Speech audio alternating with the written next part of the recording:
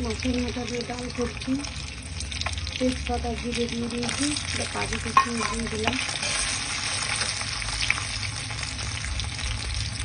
জিরের গুঁড়ো দিয়ে দিলাম,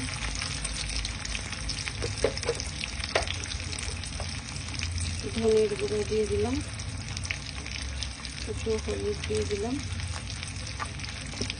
আর যে আদাটা মিক্সিতে করে রেখেছিলাম, আদাটা বেটে রেখেছিলাম দিয়ে দিলাম।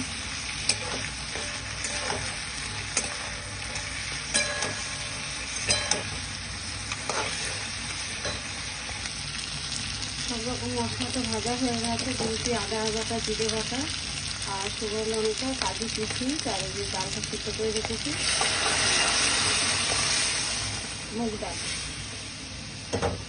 মাছের মাথার ডাল দিয়ে মুগ ডাল, আর নুন হলুদটা আছেই এর মধ্যে দেওয়া। একটু চিনি দিয়ে দেবো, নামানোর আগে আগে একটু চিনি দিয়ে দেবো। চিনিটা দিয়ে দিলাম।